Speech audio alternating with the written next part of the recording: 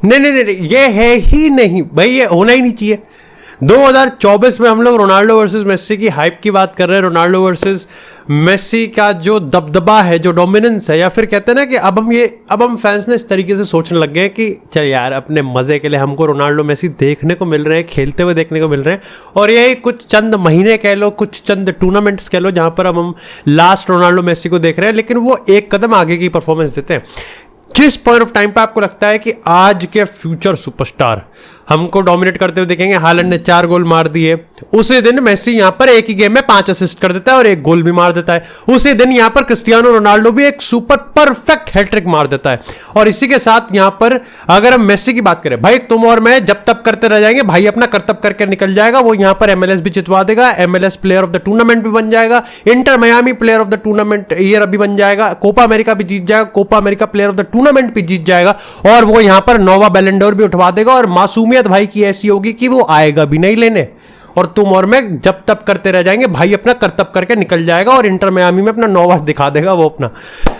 लेकिन स्वाद तो है भाई, मेसी जो कर रहा है वो एक्स्ट्राऑर्डिनरी। और सबसे फनी बात ये है कि वो हंसता है बस, वो क्योंकि उसको भी पता है कि वो कुछ कर ही नहीं रहा है, वो एक आधे गियर पे खेलता है और काम। उधर क्रिस्टियानो रोनाल्डो की बात करें तो वो तो मानने को तैयार नहीं है कि उसकी उम्र 39 हो गई है, वो अभी भी 31 की तरह हर गोल को अपने पहले गोल की तरह सेलिब्रेट करता है, और 900वें गोल से जस्ट 16 गोल दूर है। खूबसूरती तो है यार इन दो प्लेयर्स में, और इन दो प्लेयर्स के रिगार्डिंग बात करने ही मजा आता नहीं, वो अलग बात है, व्यूज भी मिल जाते थोड़े बहुत, बट ठीक है। इसी के साथ अगर बात करें यहाँ पर अर्लिंग हालैंड की, तो अर्लिंग हालैंड ने हाल ही में 4 गोल मारे और उससे काफी क्रिटिक्स को साइलेंट तो किया गया है। लेकिन यहाँ पर रॉय कीन ने एक बार फिर से, सबसे पहले तो हालैंड रॉय कीन को बोलते हैं कि मेरे लिए वो आदमी मैटर नहीं करता, तो उसका ओपिनियन भी मैटर नहीं करता। याद है जब उसने बोला था कि लीग 2 टाइप का उसका लिंकअप प्ले है। इसी के साथ अगर बात करें यहाँ पर अब बार्सिलोना के खिचड़ी ज्यादा फैलती हुई जा रही है। जब से जावी को वापस से अपॉइंट किया गया, एक तो बार्सिलोना का सर्कल मेरे को समझ में नहीं आता, जब तक बार्सिलोना में जावी ने अपॉइंट नहीं किया था तब तक सारे लोग कह रहे थे कि जावी को यहाँ पर बल्ली का बकरा बना दिया गया है। और अब जब जावी ने यहाँ पर वापस से कह दिया कि भाई मैंने अपने डिसीजन में यू टर्न ले लिया है, तो खिचड़ी सी बनती हुई जा रही है, कोई ढंग का होता हुआ दिख ना रही है। अब देखो सबसे पहले तो ये है कि बार्सिलोना हाल ही में मैच हार गई, और जिस फैशन में हार गई उसने तो और बार्सिलोना फैन की किलसा दी। लेकिन इसके साथ साथ जो इस समय लपोर्ता कर रहा है या फिर जो बार्सिलोना कर रही है, वो भी कुछ खास इनोवेटिव या फिर एंकरेजिंग है नहीं। यहां पर सर्जी रोबर्तो का आपने कॉन्ट्रैक्ट रिन्यू कर दिया, विक्टर रोगे की तो अभी हम बात करेंगे, उसको आप लोन पे भेजने के लिए तैयार हैं। और इसी के साथ लेवेंडोव्स्की के रिगार्डिंग ये खबर आई है कि भाई 32 मिलियन की सैलरी वो अगले साल लेने वाला है। जिस प्लेयर को बेचना चाहते हैं वो प्लेयर नहीं जाना चाहता। रोनाल्डो अराउजो को आप सेक्रीफाइस नहीं कर सकते, डियोंग का कोई मन नहीं है, रॉबर्ट लेवेंडोव्स्की तो झंडा गाड़ के और टेंट गाड़ के बैठा हुआ है वहां पर। तो इन सारी ही चीजों में कहीं ना कहीं बार्सिलोना को समझ में नहीं आ रहा कि हम इन्वेस्ट करें तो पैसा कहां से लेके आएंगे। और उसके ऊपर से अगर लालीगा में सेकंड पोजीशन अगर छोड़ दी इन्होंने, तो सुपर कप में भी नहीं बुलाया जाएगा जहां पर 5-6 मिलियन का और नुकसान है। और इसी के साथ वो यहां पर क्लब वर्ल्ड कप में भी नहीं जा रहे, तो वहां पर भी अगेन बहुत बड़ी इनकम का यहां पर नुकसान होता हुआ दिख रहा है 2025 में। ऐसे में यहां पर बार्सिलोना को भी बहुत सारी चीजों को, लेकिन अब मेरे को लगता है कि जावी, ठीक है आप जावी को ब्लेम कर सकते हैं, लेकिन जावी को ब्लेम अभी क्यों कर रहे हो? जावी को ब्लेम आप करो इस चीज पे कि उसने डिसीजन को यूटर्न क्यों मारा, वो मैं आपको बताऊंगा बायर्न वाले चैप्टर में। साथ ही आप जावी को ब्लेम अगले सीजन करना, और उसमें भी एक कंडीशन है, अगर इसी तरीके से स्क्वाड रहेगा बार्सिलोना का तो उसमें जावी भी क्या कर सकता है। ठीक है, तो मैं जावी की एक ही गलती कहूंगा कि भाई तू चले ही जाता फिर, क्योंकि तुझे पता है तू यहां से इंप्रूव तो कर नहीं सकता इस टीम को, और इस टीम में बहुत बड़े ओवर चेंज की जरूरत है। साथ ही यहां पर सबसे बड़ा जो मैं कहूंगा ब्लेम वो लेपोर्टा को भी लेना पड़ेगा। भाई आप 4-5 साल हो चुके हैं बार्तोमो को गए हुए, ठीक है मैं मानता हूं कि भाई बार्तोमो ने जो करा है वो बहुत गलीच करा है, और उसको ठीक करने में, उस रायते को इकट्ठा करने में बहुत टाइम लगता है।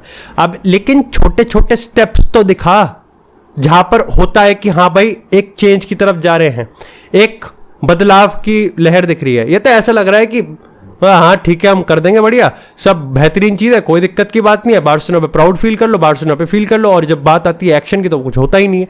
भाई आप यहां पर अपने प्लेयर्स को बेच ही नहीं पा रहे हो, उनको निकालो भाई, वो 30-40 मिलियन की सैलरी खींच रहे हैं, जो बुढ़े हो चुके हैं प्लेयर जिनका पता है कि वो इंप्रूव नहीं कर सकते, उनको आप यहां पर डेफिनेटली कर रहे हो। आप एजेंट्स के साथ यहां पर मोनोपोली खेल रहे हो कि जाओ फेलिक्स को भी ले लेंगे, जाओ कैंसेलो को भी ले लेंगे, जबकि आपकी प्रायोरिटी तो डिफरेंट होनी चाहिए।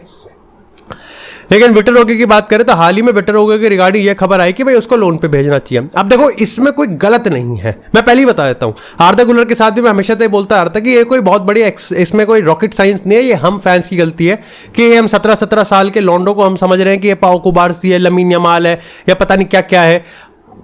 ये बहुत नॉर्मल है कि 17-18 साल का जब इतने बड़े क्लब में रियल मैड्रिड या फिर बात करें बार्सिलोना में, तो उसको पहले सीजन में नहीं मिलता इतना। हाँ, बार्सिलोना का चीज़ वो है कि लेवेंडोव्स्की खेल नहीं रहा था, तो सबने सोचा कि विक्टर ओके आके कुछ क्या पता चेंज कर दे। यही चीज़ एंड्रिक के सामने भी होने वाली है। लेकिन दिक्कत की बात ये हो गई जब उसके एजेंट ने ये कह दिया, मेरे को समझ में नहीं आता कि जावी उससे बात क्यों नहीं करता, मेरे को समझ में नहीं आता कि जावी उसको टाइम क्यों नहीं देता, मेरे को समझ में नहीं आता कि यहाँ पे वो खेल क्यों नहीं रहा, और साथ ही वो ये भी कहता है कि हमको प्रॉमिस तो कुछ और ही किया गया था। इसी के साथ यहाँ पर भाई विक्टर ओके ने ये भी कह दिया, विक्टर ओके के एजेंट ने ये भी कह दिया कि अगर वो जाएगा यहाँ से तो लोन पे तो नहीं जाएगा, वो परमानेंट ट्रांसफर होगा, जो कि बहुत दिक्कत की बात है क्योंकि 62 मिलियन, 30 मिलियन फिक्स्ड और 32 मिलियन वेरिएबल्स में यहाँ पर बार्सिलोना पे करेगी। तो टोटल जो डील है वो लगभग 50 से 60 मिलियन की हुई है, कोई छोटा अमाउंट नहीं है। इसी के साथ यहाँ पर अगर हम बात करें बायर्न म्यूनिख की, सबसे पहले जिडान से डायरेक्टली एक इंटरव्यू में पूछा जाता है कि भाई तू बायर्न ज्वाइन कर सकता है, उसने कहा नहीं। कौन जीतेगा? मैड्रिड, और उसमें मैड्रिड जीत जाएगी। लेकिन जो मैंने कहा था कि जावी को क्यों यू टर्न नहीं लेना चाहिए था, द फैक्ट इसकी जब टुकल से पूछा जाता है कि भाई ऐसी खबरें मिल रही है कि बायर्न म्यूनिख आपको वापस से अपॉइंट करना चाहती, तो उसने स्वाभिमान दिखा दिया अपना। उसने कहा कि मेरे को सैक करने से पहले ही नया मैनेजर ढूंढ रहे थे, ठीक है, तो इन्होंने अपना 3-4 महीने अपने मैनेजर ढूंढा है। अब इनको मैनेजर नहीं मिल रहा और इनकी किल्ली और इनकी खिल्ली उड़ रही है हर जगह, तो ये चाहते हैं कि मैं इनका मैनेजर वापस से बन जाऊं। तो ये कहीं मेरे कॉन्फिडेंस और मेरे सेल्फ रिस्पेक्ट पे एक चोट है।